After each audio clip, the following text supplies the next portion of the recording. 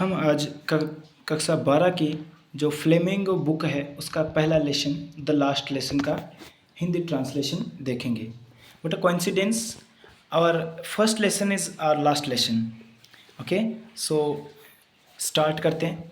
About the author, हमारा जो लेखक है इनके बारे में पढ़ते हैं। पहले ये कौन है, कहाँ से थे, इनके बारे में थोड़ी जानकारी लेते हैं। Alphonse Daudet was a French novelist and short story writer. यानी जो अल्फांसो डॉयट थे ये एक फ्रेंच नॉवलिस्ट होने के साथ साथ एक शॉर्ट स्टोरी राइटर भी थे। The last lesson is set in the days of Franco Persian war in which France was defeated by Persia led by Bismarck. यानी ये जो लेसन है हमारा लास्ट लेसन, ये उस समय की बात है या उस समय की कहानी है जिसके अंदर जो फ्रांस है वो पर्सिया के द्वारा हराया गया था। यानी फ्रांस और जो पर्सिया था इसके बीच में युद्ध चल रहा था, जिसके कारण जिसमें जो पर्सिया है उसका नेतृत्व करता बिस्मार्क था, उसके द्वारा पर्सिया ये फ्रांस को हराया गया था। Persia then consisted of what now are the nations of Germany, Poland and parts of Austria. In this story, the French districts of Alsace and Lorraine have passed into Persian hands. Read the story to find out what effects this had on life at the school.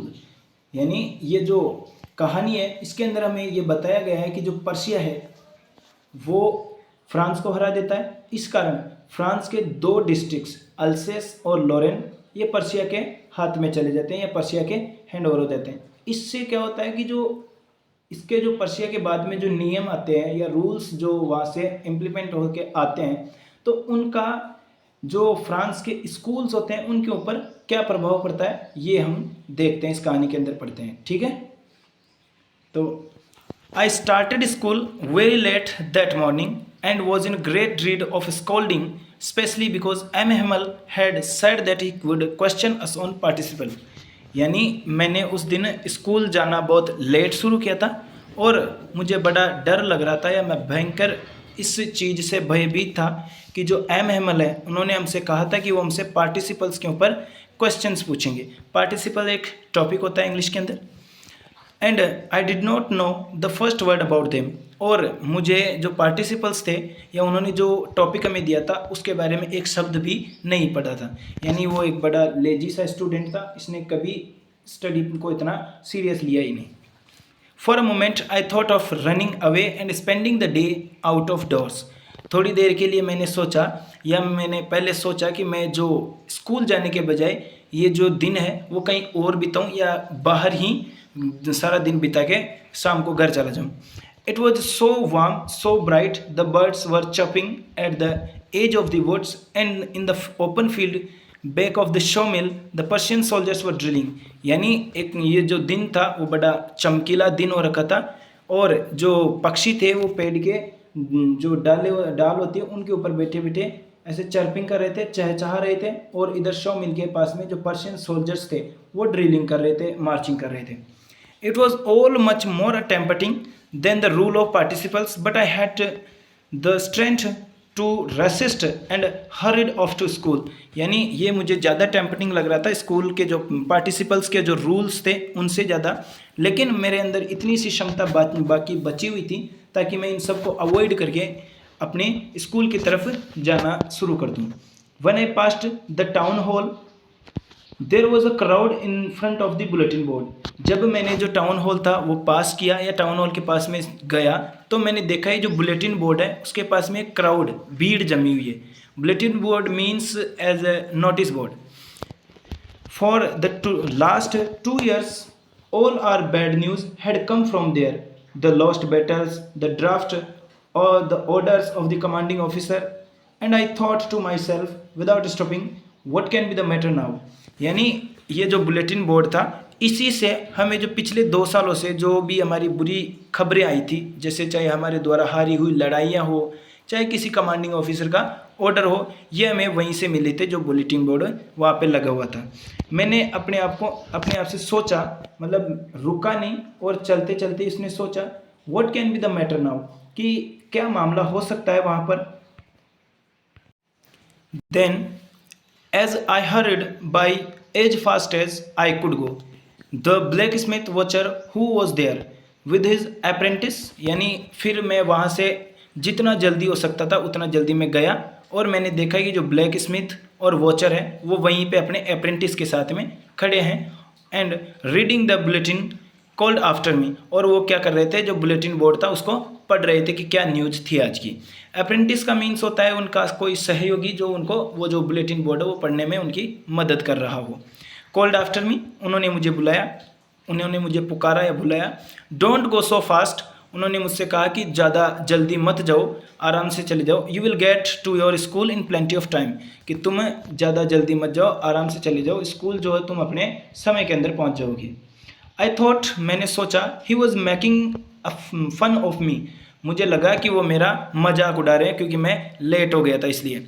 And wrist animals little garden all out of breath, यानी मैं ऐसे सांस फूलती हुई या थका हुआ जल्दी जल्दी एनिमल के जो लिटिल गार्डन लगाया हुआ था उन्होंने वहाँ तक पहुँच गया। यूजुअली, सामान्यतया, व्हेन स्कूल बिगेन, जब स्कूल शुरू होता था, देयर वाज अ ग्रेट बसल, यानी जब शुरू होता है तो एक बहुत ज़्यादा शोर शराबा होता है, सब हर स्कूल्स के अंदर ही होता है वो, तो वो भी एक शोर, इस चीज़ को डिफाइन कर रहा है कि जब स्कूल शुरू होता है तो एक बहुत ज़्यादा शोर शराबा होता है। There was a great bustle which could be heard out in the street, जो कि हमारी जो सड़कें होती है वहाँ पर भी सुना जा सकता है। The opening and closing of desk, lesson repeated in unison, यानी जो डेस्क होती है उनकी ओपनिंग क्लोजिंग और जो कोई लेसन्स होते हैं वो रिपीटेड होते हैं यूनिसन के अंदर, ये हम स्ट्रीट्स के अंदर सुन सकते हैं। यूनिसन्स का मीन्स ये होता है कि कोई भी, जैसे कोई टीचर क्वेश्चन पूछता है और इसका जब सारे स्टूडेंट्स एक साथ मिलकर जो एक आवाज़ के अंदर जवाब देते हैं वो लेसन रिपीटेड यानी यूनिसन होता है। वेरी लाउड, यानी बहुत शोर शराबा हो रहा था। With our hands over our ears to understand better and the teacher's great ruler rapping on the table, यानी वो जो टीचर थे हमारे एमएमएल, उनके द्वारा जो डंडा था वो जो टेबल के ऊपर मारना, ये ऐसी आवाज़ें आती रहती थी। But now it was so all so still, लेकिन आज ऐसा कुछ भी नहीं हो रहा था, आज बिल्कुल सब कुछ ऐसे शांत था। I had counted on the commotion to get my desk without being seen, यानी मैं ऐसा चाह रहा था कि मैं अपने डेस्क पे जाके बैठ जाऊंगा बिना किसी ध्यान के, किसी को दिखे, और जैसे वो शोर शराबा होगा उसका फ़ायदा उठा के मैं अपने डेस्क पे जाके बैठ जाऊंगा। But of course that day everything had to be as quiet as Sunday morning, लेकिन उस दिन मुझे बड़ा अचंभा हुआ कि जो स्कूल था वो ऐसे लग रहा था जैसे कि कोई संडे मॉर्निंग हो, यानी जो संडे मॉर्निंग होती है उसके दिन स्कूल के अंदर छुट्टी होती है तो कोई भी आवाज़ नहीं होती, इस कारण सारा शांति भरा माहौल होता है। थ्रू द विंडो, खिड़की के द्वारा या खिड़की से, आई शो माई क्लासमेट्स, मैंने अपने क्लासमेट्स को देखा, ऑलरेडी इन देयर प्लेसेस, जो कि अपने पहले से ही अपने अपने स्थान पर बैठे हुए थे। And MML walking up and down with his terrible iron ruler under his arm, और जो हमारे टीचर थे एमएमएल, वो जो हमारे उनकी एक रूलर जो थी, आयरन रूलर जो छड़ी थी उनकी, उसको अपनी आर्म के अंदर दबाए हुए वॉकिंग कर रहे थे, अप एंड डाउन, यानी इधर से उधर ऐसे वॉकिंग कर रहे थे, आ रहे थे, जा रहे थे। I had to open the door and go in before everybody. You can imagine how I blushed and how frightened I was, यानी आप मुझे जो दरवाज़ा खोलना था और इस क्लास के अंदर जाके बैठना था, लेकिन आप इस चीज़ का इमेजिन कर सकते हैं, कल्पना कर सकते हैं कि मैं कितना उस समय डरा हुआ या सहमा हुआ था। बट नथिंग हैपन, ऐसा कुछ भी नहीं हुआ। एमएमएल शो मी, एमएमएल जो हमारे टीचर थे उन्होंने मुझे देखा एंड सेड, और कहा उन्होंने, वेरी काइंडली, बड़े दयालुपूर्वक ऐसे प्यार से उन्होंने बुलाया, go to your place quickly little French, we were beginning without you, कि जाओ और अपने स्थान पर बैठ जाओ लिटिल फ्रेंच, हम तुम्हारे बिना ही शुरू करने वाले थे, अच्छा हुआ जो तुम समय पे आ गए। When I had got a little over my fright, did I see that our teacher had on his beautiful green coat, his frilled shirt and the little black silk cap, यानी मैं इस डर से थोड़ा सा, अपने डर से जब विजय पाई या डर से थोड़ा सा बाहर निकला, तो मैंने देखा कि जो हमारे टीचर हैं वो उनके एक ग्रीन कोट पहन रखा है उन्होंने, और एक फ्रिल्ड शर्ट पहन रखी है, मतलब धारियाँदार शर्ट पहन रखी है, और एक ब्लैक सिल्क कैप पहन रखी है। All embroidered that he never wore except on inspections and prize days. Besides, the whole school seemed so strange and solemn. यानी वो जो ऐसे कपड़े थे या ऐसे क्लॉथ्स वो जब भी पहनते थे जब कोई इंस्पेक्शन या प्राइज के डेज होते थे। इसके अलावा जो पूरा विद्यालय था वो मुझे ऐसे अचंभे आश्चर्य भरा लग रहा था, ऐसे अजनबी सा लग रहा था मुझे। ऐसी जो चीज़ें थी या ऐसी घटनाएं थी वो मुझे पहले कभी नहीं दिखी थी। But the thing that surprised me most was to see on the back benches that were always empty. लेकिन जिस चीज़ ने मुझे सबसे ज़्यादा आश्चर्यचकित किया वो ये थी, जो बैक बेंचेस स्कूल की हमेशा खाली रहा करती थी उन पर आज जो लोग बैठे, the village people sitting quietly like ourselves, यानी जो गांव के लोग होते थे वो ऐसे क्वाइटली हमारी तरह बिल्कुल शांति से बैठे हुए थे जैसे हम वहाँ पे बैठे हुए थे सारे।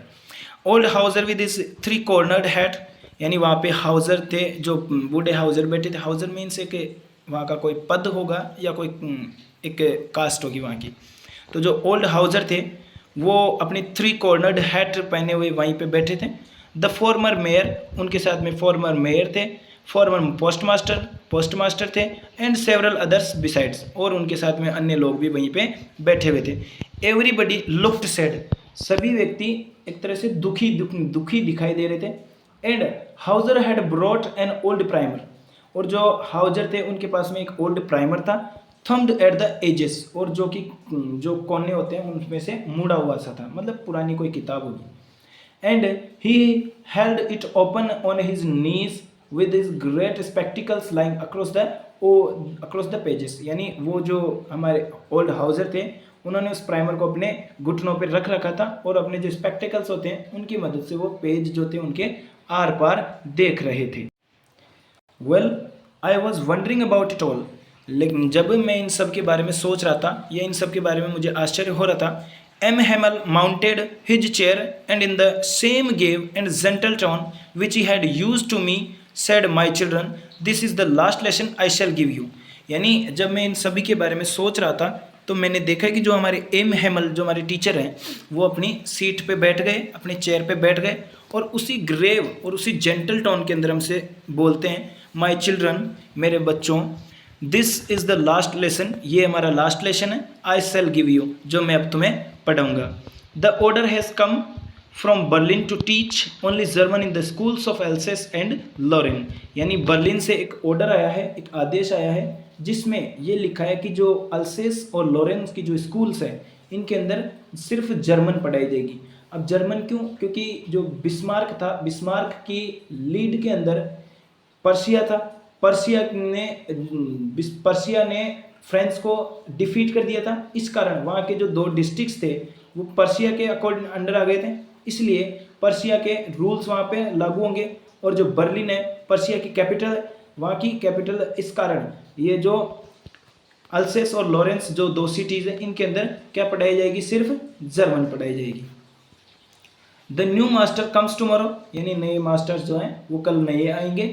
This is your last French lesson, ये आपका आखिरी फ्रेंच भाषा का अध्याय है। I want you to be very attentive, और मैं चाहता हूँ कि तुम लोग बड़े ध्यान से इसको सुनो।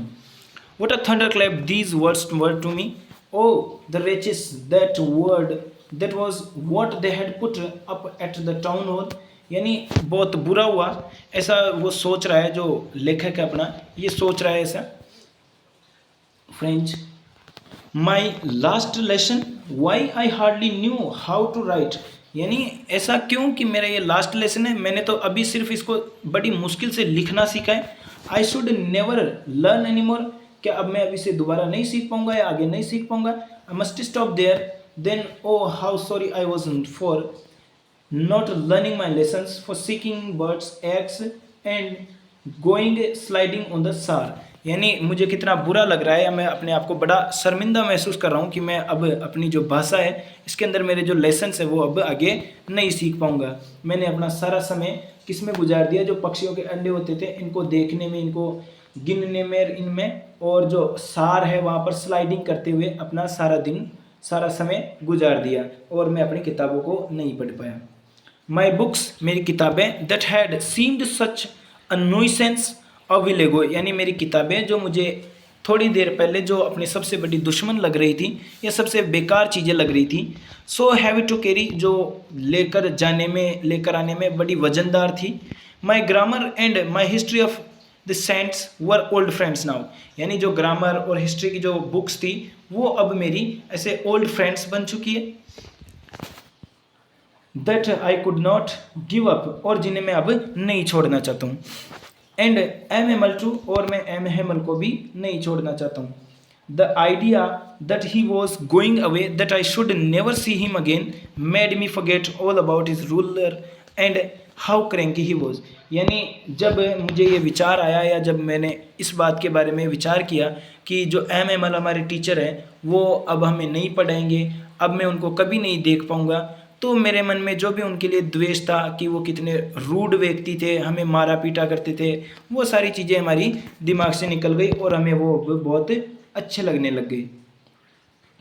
Poor man, it was in honour of this last lesson that he had put on his fine Sunday clothes and, यानी ये इस जो वो व्यक्ति थे इनके बारे में, इन जो फ्रेंड्स है इसके मन में एक बात आती है कि ये जो आज इन्होंने संडे क्लॉथ्स पहन रखे हैं, ये इस लेसन के ऑनर के अंदर है, कि ये जो लास्ट लेसन है इसके ऑनर के अंदर है। एंड नाउ आई अंडरस्टूड, और अब मुझे समझ में आया, why the old man of the village were sitting there in the back of the room, कि जो गांव के बूढ़े लोग थे या वो जो लोग थे वो पीछे हमारे बैक रूम के पीछे क्यों बैठे हुए थे। It was because they were sorry too, ऐसा इसलिए था क्योंकि उन्हें भी इस बात पर ऐसे शर्मिंदगी थी, that they had not gone to school more, यानी अब वो स्कूल और नहीं जा पाएंगे, या उन्होंने अपनी स्कूल पूरी ज़्यादा नहीं की थी। It was their way of thanking our master for his 40 years of faithful service, यानी ये उनका एक तरीका था जिससे कि वो हमारे जो मास्टर्स थे उनकी 40 साल की जो फेथफुल सर्विस थी उनका धन्यवाद कर सके। And of showing their respect for the country that was theirs no more, और अब हमारी जो कंट्रीज थी या उनकी जो कंट्री है उनके लिए उनका रेस्पेक्ट दिखाने का वो एक तरीका था, जो कि अब ज़्यादा उनकी नहीं रही, क्योंकि जो बर्लिन है वहाँ से एक ऑर्डर आया कि वहाँ से अब फ्रेंच जो जर्मन है वो लैंग्वेज पढ़ाई जाएगी। Well I was thinking of all this, जब मैं इन सब के बारे में सोच रहा था, I heard my name called, मैंने सुना कि किसी ने मेरा नाम पुकारा है। It was my turn to recite, अब ये मेरी बारी थी कि मैं बताऊँ। What would I not have given to be able to say that dreadful rule for the participle all through very loud and clear and without one mistake, कि ये मेरी बारी थी कि मैं वो जो पार्टिसिपल्स के रूल्स थे वो अब बताऊं। और मैंने भी ये सोचा था कि मैं पार्टिसिपल्स के जो रूल्स हैं वो बिना रुके, बिना कंफ्यूज हुए, कोई भी मिस्टेक किए बिना मैं एकदम से फर्राटेदार बोल दूंगा। But I got mixed up on the first word and stood there, लेकिन वो जो मैंने पढ़ाई नहीं की थी इस कारण मैं फर्स्ट वर्ड पे ही कंफ्यूज हो गया और जो मिक्स कर गया मैं, और चुपचाप खड़ा हो गया, holding on to my desk, और अपने डेस्क पे खड़ा हो गया चुपचाप। My heart beating and not daring to look up, और मेरा जो हृदय था या दिल था वो ऐसे धड़क रहा था, और मेरे अंदर इतनी हिम्मत नहीं हो रही थी कि मैं ऊपर देख सकूं, एमएमएल की तरफ देख सकूं। आई हियर्ड, मैंने सुना, एमएमएल say to me I want to scold you, मैंने सुना कि एमएमएल हमसे कहते हैं कि मैं तुम्हें डांटूंगा नहीं, little French. You must feel bad enough, तुम्हें खुद को इस बारे में सोचना चाहिए, तुम्हें खुद को इस बारे में शर्मिंदा होनी चाहिए। See how it is every day we have said to ourselves bah I have plenty of time I will learn it tomorrow, यानी हम हर दिन ये कहते हैं कि मेरे पास में बहुत समय है, मैं इसे बाद में सीख लूँगा, I learn it tomorrow. And now you see where we have come out, और अब तुम इसे देखो कि हम कहाँ पे आ गए हैं। ऐसे कहते कहते कि हमारे पास बहुत समय है, हम इस भाषा को कल सीख लेंगे, ऐसे कहते कहते अब तुम खुद देखो हम कहाँ पे आ गए। That's the great trouble with अल्सेस, और यही जो अल्सेस के लोग हैं या अल्सेस है इनके साथ में बहुत बड़ी समस्या है। See puts off learning till tomorrow, वो क्या करते हैं कि अपनी जो सीखने की आदत है इसको आगे के ऊपर टाल देते हैं कि मैं कल सीख लूँगा, ऐसा करते हैं। Now those fellows out there will have the right to say you how is it you pretend to be Frenchman and yet you can neither speak nor write your own language, और यही बात है जिसकी वजह से आज उन लोगों को ये अधिकार हो गया है जो आपको ये कह सकेंगे कि ना तो तुम अपनी लैंग्वेज बोल सकोगे और ना ही लिख सकोगे ना ही सीख सकोगे। But you are not the worst poor little French. अब एमएमएल कह रहे हैं कि लेकिन इसी के अंदर सिर्फ तुम्हारी ही गलती नहीं है little French. We have all a great deal to reproach ourselves with, यानी इसके अंदर हम सब भी कहीं ना कहीं अपने अंदर भागीदार है। कहीं ना कहीं मैंने भी तुम्हें अच्छे से नहीं पढ़ाया होगा, इसीलिए तुम लोग पूरी जो लैंग्वेज है वो पूरी अच्छी तरीके से नहीं सीख पाए। इसके अंदर सिर्फ तुम ही गलत नहीं, कहीं ना कहीं हम सब इसके अंदर जिम्मेदार हैं। Your parents were not anxious enough to have you learn, कि तुम्हारे जो माता पिता हैं, पेरेंट्स हैं, वो भी इतने एंसियस नहीं थे, इच्छुक नहीं थे कि तुम्हें ये जो लैंग्वेज है वो सिखा सके या सीख सके तुम। They prefer to put you to work on a farm or at the mills, उन्होंने तुम्हें जो फार्म्स है और मिल्स है इनके अंदर काम करना ज़्यादा पसंद किया, किसके बजाय ये जो तुम लर्न जो मनी है वो ये जो लेसन है इसको सीख सको, इसके बजाय उन्होंने जो कंपनी है या कोई मिल्स या फार्म्स है उसके अंदर काम करना ज़्यादा पसंद किया। Or at the mills so as to have a little money, यानी वो भी थोड़े नॉर्मल जो कंडीशनल थी, उनकी इकोनॉमिकल कंडीशन थी, इसके कारण उन्होंने लगा कि अगर फ्रेंच भी थोड़ा बहुत कहीं काम करेगा तो इससे घर में थोड़ा बहुत पैसा आ जाएगा। एंड आई, और मैं भी इसके लिए कहीं ना कहीं जिम्मेदार हूँ। I have been blame to also, have I not often sent you to water my flowers, क्या मैंने तुम्हें कभी अपने जो फ्लावर्स थे उनके अंदर पानी देने के लिए नहीं भेज दिया। Instead of learning your lessons, जो हमारे जो लेसन्स थे इनको सीखने के बजाय मैंने कहाँ भेज दिया था तुम्हें, अपने फ्लावर्स के अंदर पानी देने के लिए भेज दिया था। And when I wanted to go fishing, और जब मुझे ऐसा लगता कि जब मुझे फिशिंग जाने का मन करता या जब मैं फिशिंग जाना चाहता, did I not just give you a holiday, क्या मैंने तुम्हें एक हॉलीडे नहीं दे दिया या छुट्टी नहीं दे दी। Then from one thing to another एमएमएल went on to talk of the French language, saying that it was the most beautiful language in the world, यानी वो एक बात कहते हुए अचानक से किसी दूसरी बात पर आ गए और दूसरी बात बोलते हुए उन्होंने कहा कि जो फ्रेंच है वो दुनिया की सबसे ब्यूटीफुल लैंग्वेज है, the clearest, the most logical, that we have must guard it among us and never forget it, ये सबसे शुद्ध और पवित्र और तार्किक भाषा है, इसे हमें कभी भी भूलना नहीं है, हमेशा इसकी रक्षा करनी है। Because when people are enslaved as long as they hold fast to their language it is as if they had to key to their prison. Prison का मीन्स होता है कोई भी कैद या जेल। इसके अंदर ये कहा गया है कि अगर कोई भी लोग या कोई भी व्यवस्था, कोई समाज अगर किसी दास प्रथा के अंदर रहता है, स्लेवरी के अंदर रहता है, अगर उनके अंदर उनकी भाषा अगर जीवित है तो भाषा के अनुसार कम्युनिकेट करके अपने विचारों को आदान प्रदान करके अपने जो वो बेड़ियाँ उनके लगी हुई है, जो कैद उनको लगी हुई है, उस कैद से छुटकारा वो पा सकते हैं।